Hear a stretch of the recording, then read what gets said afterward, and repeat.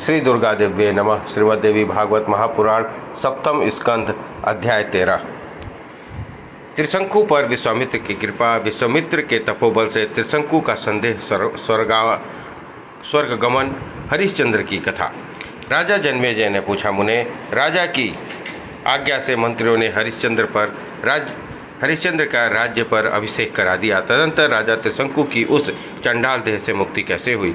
वह वन में मारा गया या गंगा में कूद गया अथवा गुरु वशिष्ठ ने कृपा पूर्वक उसका साप से उद्धार कर दिया? आप सारा प्रसंग कहने की कृपा कीजिए। व्यास जी कहते हैं, जन्मेजय, पुत्र का अभिषेक हो जाने के पश्चात राजा त्रिशंकु परम प्रसन्न हो गया।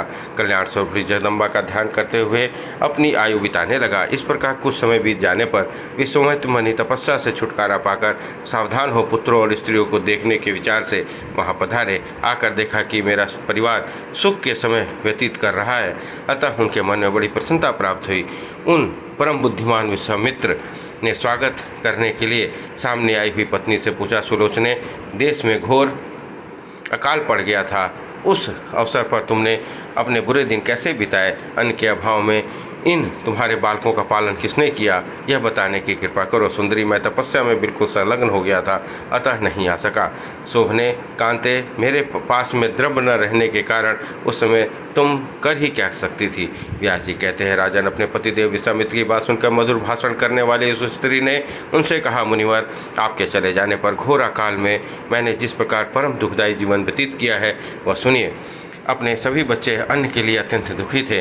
उन्हें भूख देकर कुछ तिन्नी के चावल प्राप्त करने के लिए मैं वन वन भटकने लगी। मुझ पर चिंता के बादल छाए हुए थे। किसी प्रकार कुछ थोड़े से फल की प्राप्ति हुई। इस प्रकार निवार के सहारे कुछ महीने व्यतीत हुए।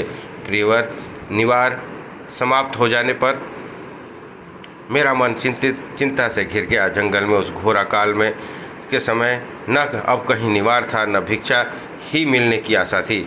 वृक्ष आदि फलहीन हो गए थे। धरती में उत्पन्न होने वाले कंदमूलों का नितांत अभाव हो गया था। भूख से पीड़ित अत्यंत घबराए हुए मेरे बालक निरंतर रोने लगे। मैंने सोचा, क्या करूं, क्या जाऊं और किस भूखे बच्चों की दशा किससे कहूं? इस प्रकार मन ही मन सोचकर मैंने निश्चय किया कि किसी धनी व्यक्ति को अब एक पुत्र दे दूं और उसका मूल्य लेकर इसी द्रव्य से अन्य बालकों की रक्षा करूं। इन भूखे मरते पुत्रों के भरण पोषण का दूसरा कोई उपाय नहीं है। महाभाग, ऐसा मन में सोचकर मैं बेचने के लिए इस पुत्र को सामने रखी। वह अत्यंत डर कर रोने लगा। मैं लोक लग गया छोड़ उस रोते हुए बालक को लेकर घर से निकल गई। तब मार्ग में मुझे अत्यंत घबराई हुई स्त्री को देखकर राजर्षि सत्यव्रत ने पूछा, यह बालक क्यों रो रहा है मुनिवर? तब मैंने उनसे यह वचन कहा, राजन, इस समय यह बालक मेरे द्वारा बिकने के लिए जा रहा है। मेरी यह बात सुनकर नरेश हृदय की दया पिघल गया। उसने मुझसे कहा, तुम इस कुमार को लेकर घर लौट जाओ। तदंतर किसी तरह उन्होंने मेरे बच्चे का भरण पोषण किया। मेरे ही कारण वशिष्ठ ने उस राजा को सत्यव्रत को शाप दे दिया।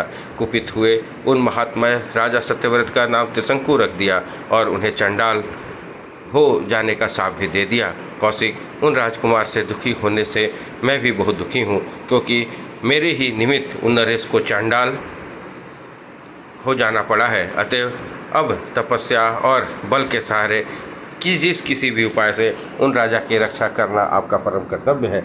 व्यास जी कहते हैं, शत्रुओं की मान मर्दन करने वाले राजन मुनिवर विश्वामित्र की यह परम साध्वी भार्या दयनीय दशा को प्राप्त हो चुकी थी। उसकी बात सुनकर आश्वासन देते हुए विश्वामित्र ने उनसे कहा, विश्वामित्र बोले, कमल लोचने, जिसने घोर अकाल के समय रक्षा करके तुम्हारा उपकार किया है, उस नरेश को मैं शाप से अवश्य मुक्त कर दूंगा। मेरे पास विद्या और तपस्या के बल से बहुत शीघ्र उसका संकट दूर हो जाएगा। राजन मुनिवर कौशिक परामर्श तत्व के पारदर्शी विद्वान थे। उन्होंने अपनी प्रिय पत्नी को जो आश्वासन दिया था, मन में सोचा कि इस राजा का दुख कैसे दूर हो सकेगा। सामयिक प्रकार से विचार करने के पश्चात त्रिशंकु था वहाँ चले गए। उस समय वह चंडाल की आकृति में अत्यंत दीन होकर एक सोपच के घर में ठहरा था। मुनि को आते देख बड़े आश्चर्य में पड़ गया। तुरंत दंड की भांति पृथ्वी पर पड़कर उसने मुनि के चरण पकड़ लिए। तब द्विजवर कौशिक ने राजा त्रिशंकु को हाथ से पकड़कर उठाया और आश्वासन देकर कहा, राजन, तुम्हें मेरे लिए मुनि द्वारा शाप हो जाना पड़ा है, अतः अब मैं तुम्हारी अभिलाषा पूर्ण करूँगा। कहो, इस समय मेरे करने योग्य कौन सा कार्य है? राजा ने कहा, मुने, पूर्व समय की बात है, मैंने यज्ञ कराने के लिए वशिष्ठ जी से प्रार्थना की थी। उन्होंने कहा, मुनिवर, मैं एक श्रेष्ठ यज्ञ कराना चाहता हूँ। आप उसके आचार्य बन जाइए।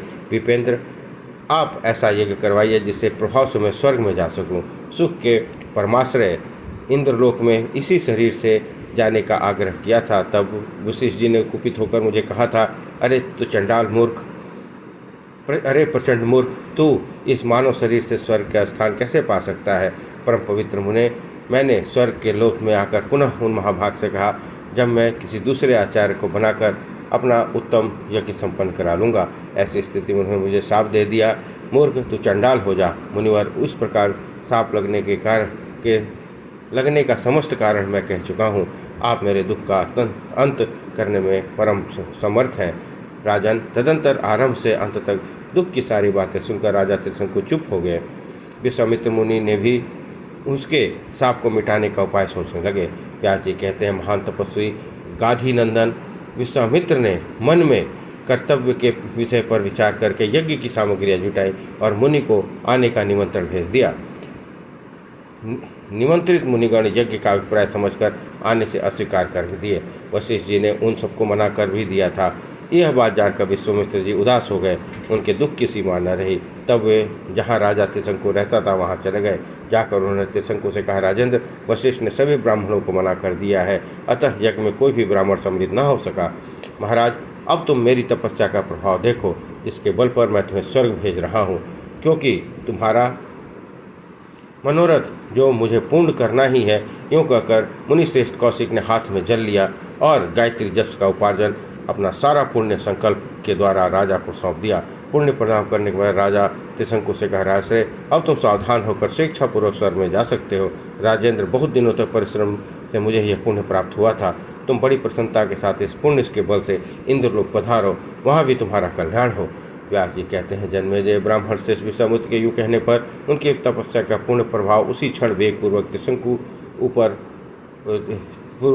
ऊपर उड़ा, मानो पक्षी उड़ रहा है। वह अत्यंत क्रूर एवं चंडाल के वेश में था।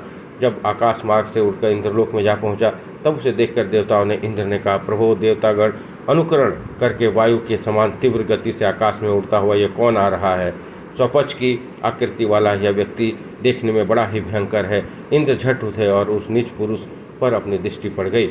उसे त्रिशंकु जानकर उन्होंने बड़े जोर से फटकारा और कहा, अरे घोर निंदित चंडाल, तू इस देवलोक में कहाँ आ रहा है? अभी पृथ्वी पर चला जा, तेरा यहाँ रहना उचित नहीं है। शत्रुओं के संताप देने वाले राजन इंद्र के इस प्रकार कहते त्रिशंकु स्वर्ग से खिसक कर नीचे गिरने लगा। जैसे ही पुण्य समाप्त हो जाने पर देवता स्वर्ग से उतर जाते हैं। गिरते समय राजा त्रिशंकु बार बार विश्वामित्र जी का नाम लेकर चिल्लाते हुए बोला, मुनिवर, मैं स्वर्ग से गिर रहा हूँ, मुझ जैसे दुखी व्यक्ति की रक्षा कीजिए। राजन, उस गिरते हुए नरेश का रुदन सुनकर मुनिवर कौशिकी ने इधर दृष्टि उठाई, देखा वह जमीन पर आ रहा था। उन्होंने, ठहरो मुनेन्द्र। इस समय त्रिशंकु स्वर्ग से चल चुका था, परंतु कौशिक मुनि के कहने से उसकी तपस्या के प्रभाव आधे मार्ग में ही वह रुक गया। तदंतर मुनि ने एक दूसरे स्वर्गलोक की सृष्टि करने के विचार से हाथ में जल लेकर आचमन किया और विस्तृत यज्ञ योजना बनाई। विश्वामित्र के इस प्रयत्न को जानकर सचिपति ने तुरंत उनके पास आ गए। आते ही क्या, ब्राह्मण साधो, यह आप क्या कर रहे हैं? इतने कुपित होने का क्या कारण है? मुनिवर, सृष्टि करने से कोई काम साधने वाला नहीं है। कहो, मैं आपका कौन सा कार्य सिद्ध करूं? विश्वामित्र जी बोले, विभो, महान दुखी राजा त्रिशंकु अपने शरीर भवन से गिर चुका है। आप प्रेम पूर्वक उसे अपने स्थान पर ले जाने की कृपा कीजिए। व्यास जी कहते हैं, विश्वामित्र मुनि के निश्चय को जानकर इंद्र ने मन में असीम शंका हुई। फिर भी मुनि के प्रचंड तपोबल का ध्यान देकर उन्होंने स्वीकार कर लिया। उन देवराज ने उसी समय त्रिशंकु को दिव्य देहधारी बनाया और उत्तम विमान पर बिठाने की आज्ञा दी और कौशिक मुनि से पूछकर अपनी पूरी अमरावती के लिए प्रस्थान हो गए।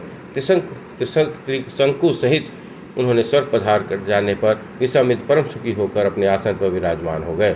उस समय हरिश्चंद्र शासन कर रहे थे। उन्होंने सुना कि पिताजी अपनी इच्छा से स्वर्गानुसार चले गए हैं। यह परम उपकार विश्वामित्र जी ने किया है, अतः उनके हर्ष की सीमा न रही। उन अयोध्या नरेश की पत्नी परम सुंदरी, युवावस्था से संपन्न और बड़ी कार्यकुशल थी। उस समय बहुत समय बीत जाने पर भी रानी गर्भवती न हो सकी। तब महाराज हरिश्चंद्र ने मन में संताप होने लगा। अब वे अपने गुरु वशिष्ठ मुनि के आश्रम पे गए। मस्तक झुकाकर उन्हें प्रणाम किया और संतान न होने का उत्पन्न जो चिंता थी वह सब उन्हें कह सुनाई। उन्होंने कहा, दूसरों को मान देने वाले धर्मज्ञ मुने, आप ज्योतिष और मंत्र विद्या के पारदर्शी विद्वान हैं। आप मुझे संतान होने के लिए कोई उपाय करने की कृपा कीजिए। व्यास जी कहते हैं, ब्रह्मा जी के मानस पुत्र मुनिवर वशिष्ठ ने राजा हरिश्चंद्र की यह खेद भरी बात सुनकर मन में साम्यक प्रकार से विचार करने के पश्चात कहा। वशिष्ठ जी बोले, महाराज, तुम सत्य कहते हो। तुम जल के प्रधान देवता वरुण की उपासना करो। यत्नपूर्वक आराधना करने से ही वे तुम्हारा कार्य पूर्ण कर देंगे, क्योंकि वरुण के से बढ़कर संतान देने के में दक्ष दूसरे कोई देवता नहीं है।